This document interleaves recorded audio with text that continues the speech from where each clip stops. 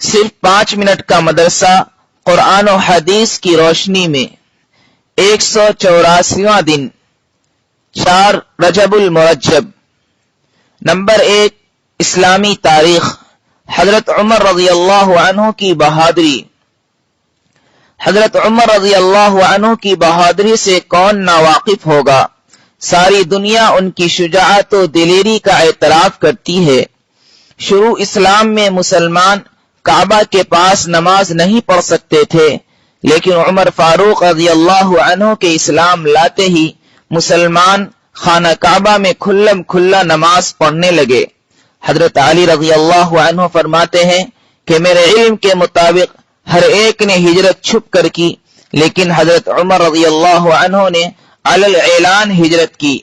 جب انہوں نے ہجرت کا ارادہ فرمایا تو اپنی تلوار گلے میں لٹکائی اور اپنی کمان کندھے پر ڈالی اور بہت سارے تیر ہاتھ میں لیے بیت اللہ کے پاس آئے اور اطمینان سے طواف کیا، اور پھر مقام ابراہیم کے پاس جا کر 2 رکعت نماز پڑھی۔ پھر مشرکین کی ایک ایک ٹولی میں گئے اور فرمایا کہ جو یہ چاہتا ہو کہ اس کی ماں اس کے مرنے پر روئے اور اس کی اولاد یتیم ہو جائے اور اس کی بیوی بیوہ ہو جائے، وہ مکہ سے باہر آ کر میرا مقابلہ کرے۔ اس کے بعد آپ رضی اللہ عنہ نے ہجرت کی، مگر کوئی بھی آپ رضی اللہ عنہ کا پیچھا کرنے کی ہمت نہ کر سکا۔ حضرت عبداللہ بن مسعود رضی اللہ عنہ فرماتے ہیں کہ عمر رضی اللہ عنہ کا اسلام لانا مسلمانوں کی فتح تھی، اور ان کی ہجرت مسلمانوں کی مدد تھی، اور ان کی خلافت رحمت تھی۔ نمبر 2، حضور صلی اللہ علیہ وسلم کا معجزہ۔ حضرت علی رضی اللہ عنہ کی آنکھ کا ٹھیک ہونا۔ جنگ خیبر کے دن آپ صلی اللہ علیہ وسلم نے پوچھا، علی کہاں ہیں؟ لوگوں نے کہا ان کی آنکھیں دکھ رہی ہیں۔ آپ صلی اللہ علیہ وسلم نے فرمایا ان کو بلاؤ۔ تو حضرت علی رضی اللہ عنہ آئے۔ آپ صلی اللہ علیہ وسلم نے ان کی آنکھوں پر اپنا تھوک مبارک لگا دیا تو وہ اسی وقت اچھی ہو گئی، گویا کچھ ہوا ہی نہیں۔ نمبر 3، ایک فرض کے بارے میں، زکوٰۃ کی فرضیت۔ رسول اللہ صلی اللہ علیہ وسلم نے حضرت معاذ بن جبل رضی اللہ عنہ کو یمن بھیجتے وقت فرمایا، یعنی یمن والوں کو بتا دینا کہ اللہ تعالی نے ان پر ان کے مال میں زکوٰۃ فرض کی ہے۔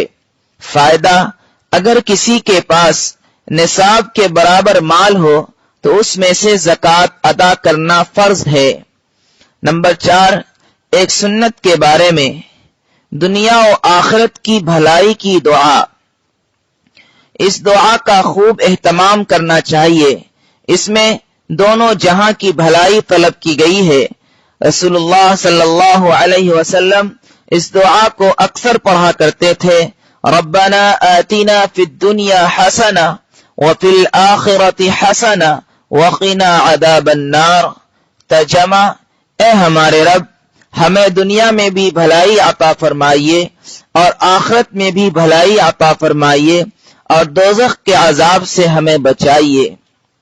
نمبر 5، ایک اہم عمل کی فضیلت، شوہر کی خوشی پر جنت۔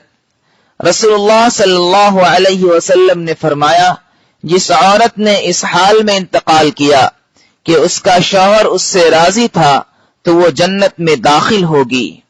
نمبر 6، ایک گناہ کے بارے میں، سچی گواہی کو چھپانا۔ قرآن میں اللہ تعالیٰ فرماتا ہے، تم گواہی مت چھپایا کرو، اور جو شخص اس یعنی گواہی کو چھپائے گا تو بلا شبہ اس کا دل گنہگار ہوگا، اور اللہ تعالیٰ تمہارے کیے ہوئے کاموں کو خوب جانتا ہے۔ نمبر 7، دنیا کے بارے میں، دنیاوی زندگی دھوکہ ہے۔ قرآن میں اللہ تعالیٰ فرماتا ہے، دنیاوی زندگی تو کچھ بھی نہیں، صرف دھوکہ کے سودا ہے۔ فائدہ، جس طرح مال کے ظاہر کو دیکھ کر خریدار پھنس جاتا ہے، اسی طرح دنیا کی چمک دمک سے دھوکہ کھا کر آخرت سے غافل ہو جاتا ہے، اسی لیے انسانوں کو دنیا کی چمک دمک سے ہوشیار رہنا چاہیے۔ نمبر 8، آخرت کے بارے میں قبر میں ہی ٹھکانے کا فیصلہ۔ رسول اللہ صلی اللہ علیہ وسلم نے فرمایا، جب تم میں سے کوئی وفات پا جاتا ہے تو اس کو صبح و شام اس کا ٹھکانہ دکھایا جاتا ہے۔ اگر جنتی ہو تو جنت والوں کا، اور اگر جہنمی ہے تو جہنم والوں کا ٹھکانہ دکھایا جاتا ہے۔ پھر کہا جاتا ہے، یہ تیرا ٹھکانہ ہے، یہاں تک کہ اللہ تعالی قیامت کے دن تجھے دوبارہ اٹھائے۔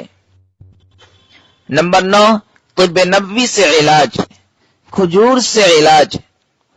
رسول اللہ صلی اللہ علیہ وسلم نے فرمایا، زچگی کی حالت میں تم اپنی عورتوں کو تر کھجوریں کھلاؤ، اور اگر وہ نہ ملے تو سوکھی کھجوریں کھلاؤ۔ فائدہ، بچہ کی پیدائش کے بعد کھجور کھانے سے عورت کے جسم کا فاسد خون نکل جاتا ہے اور بدن کی کمزوری ختم ہو جاتی ہے۔ نمبر 10، نبی صلی اللہ علیہ وسلم کی نصیحت۔ رسول اللہ صلی اللہ علیہ وسلم نے عورتوں کو مخاطب کر کے فرمایا، تم اپنے اوپر اللہ کی تسبیح یعنی سبحان اللہ اور تحلیل یعنی لا الہ الا اللہ اور تقدیس یعنی سبحان الملک القدوس کو لازم کر لو، اور ان تسبیحات کو انگلیوں پر شمار کرو، اس لیے کہ کل قیامت کے دن ان انگلیوں سے سوال ہوگا اور وہ گواہی دیں گی۔ ہرگز اس میں کوتاہی اور غفلت مت کرنا، ایسا نہ ہو کہ غفلت کر کے اجر و ثواب سے بھی محروم رہ جاؤ۔